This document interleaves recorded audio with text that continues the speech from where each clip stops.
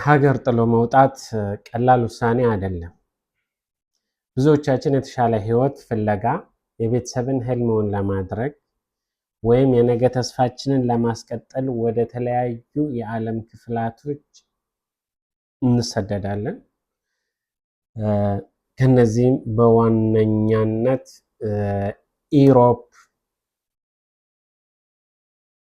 ኤዥያ እንዲሁም ገልፍ ወይም ደግሞ የአረብ ሀገራትን በከፍተኛ ሁኔታ ማህበረሰባችን ይሰደዳል።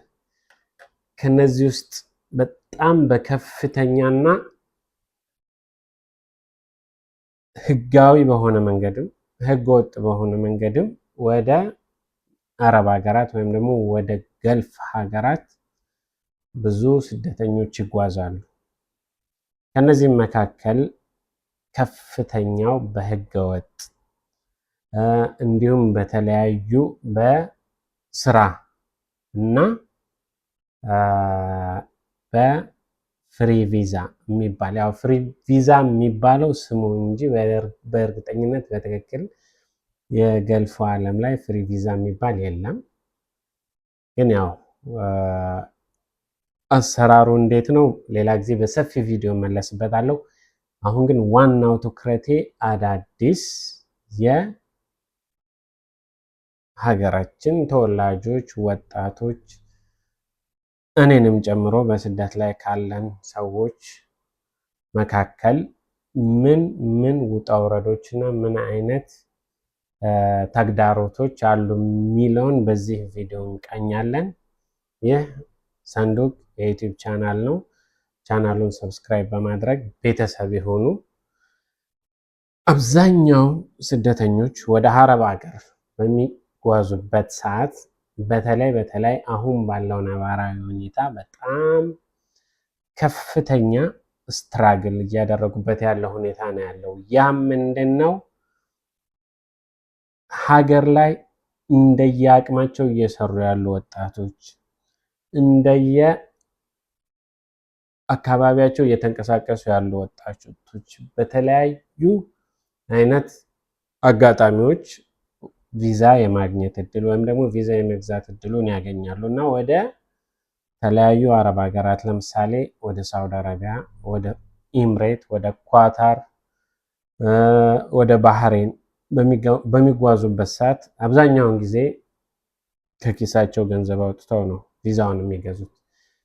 ያ ደግሞ ቪዛውን የሚያገኙት በተለያየ ስፖንሰርሺፕ አማካይነት ነው። እንደየሀገሩ ይለያያል። የዱባዩ ከሳውዲው ቪዛ አሰጣጥ ሁኔታ ልዩነት አለው። ሆኖም ግን ዋናውና ከፍተኛው ትኩረት ሊሰጥበት የሚገባው እኔ በጣም ወሳኝና አንገብጋቢ ነው እያልኩ ያለሁት ጉዳይ ምንድን ነው? ከመጡ በኋላ የሚገጥማቸው ውጣ ውረዶች እና ፈተናዎች። ይህ ለወንዱም ለሴቱም ያለው ተግዳሮት ይሄ ነው የሚባል አይደለም። በመጀመሪያ ደረጃ ወደ የትኛውም ዓለም ሀገራት መሰደድ የሚፈልግ ማንኛውም ወጣት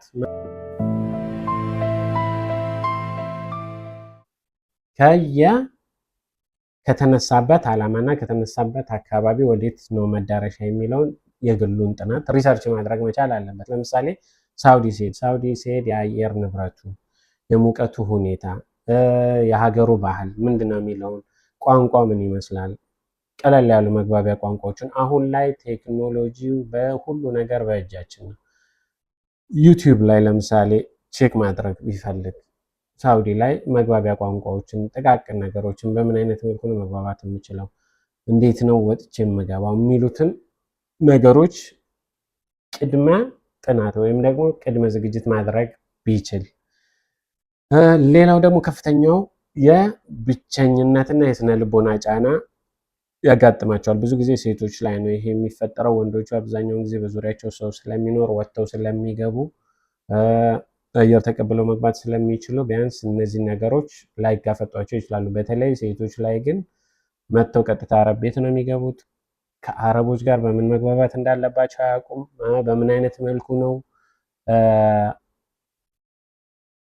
አስፈላጊ የሆነውን ነገር ወይም መስራት ሊሆን ይችላል፣ ወይ ደግሞ ለራሳቸው የሚፈልጉት ፐርሰናል የሆኑ ነገሮችን መጠየቅ ሊሆን ይችላል። እነዚህ ነገሮች መግባቢያ ቋንቋውን እስካልቻሉ ድረስ እንደገና ደግሞ አንድ አብሮ ወጥቶ የሚገባ የሚያስተምራቸው ሰው እስከሌለ ድረስ ፈተናው በጣም ጫን ያለ ነው እና እነዚህን ነገሮች ለመቅረፍ ከምንነሳበት ቦታ ወደ ጉዞ ከመግባታችን በፊት ጥቃቅን ስልጠናዎችን፣ ጥቃቅን ትምህርቶችን መውሰድ መቻል አለብን።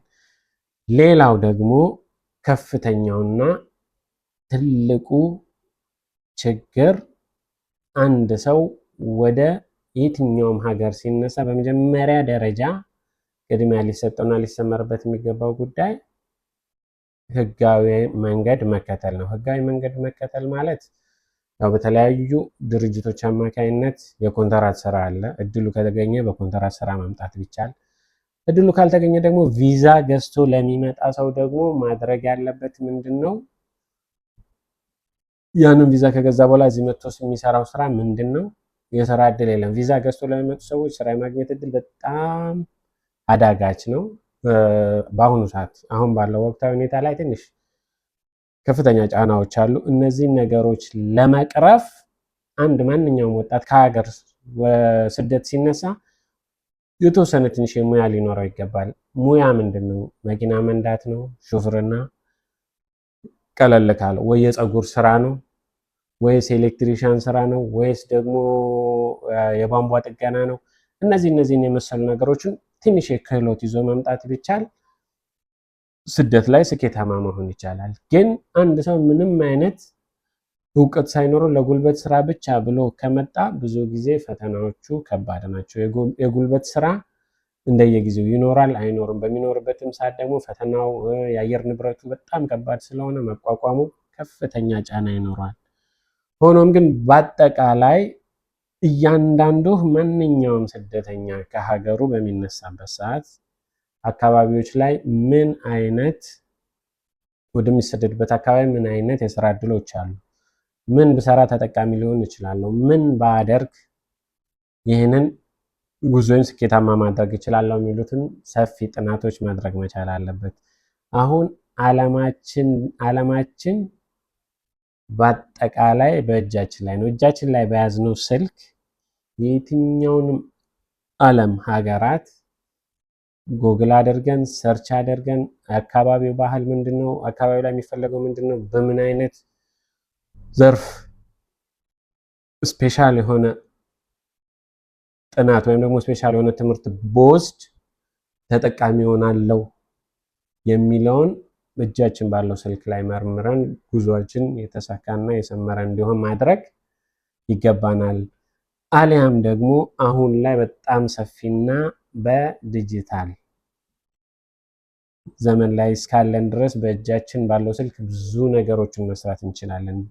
በተለይ ደግሞ አሁን ላይ በዚህ ሞመንት ሳውዲ ወይም ደግሞ ዱባይ ወይም ደግሞ ባህሬን ወይም ደግሞ ኳታር በፍሪ ቪዛ ገብታችሁ የስራ እድል የሌላችሁ በተቻለ መጠን እጃችሁ ላይ ባለው ስልክ ሙያ መማር ከዩቲዩብ ሊሆን ይችላል፣ ከተለያዩ ድረገጾች ሊሆን ይችላል።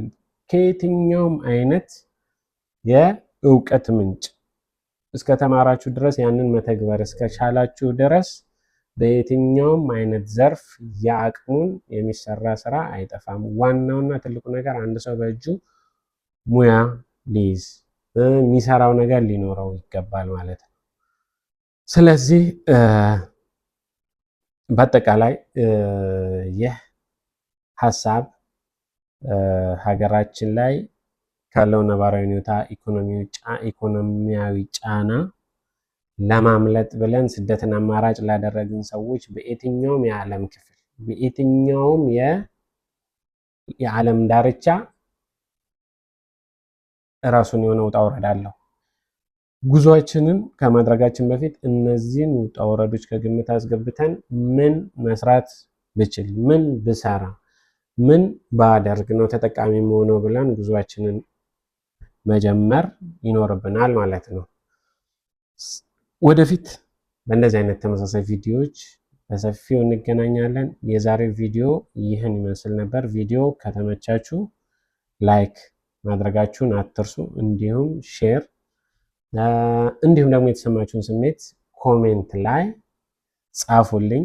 ሀሳባችሁን አጋሩኝ፣ እመልሳለሁ። ለቻናላችን አዲስ ከሆናችሁ ሰብስክራይብ በማድረግ የደወል ምልክቷን በመጫን ቤተሰብ የሆኑ መልካም ጊዜ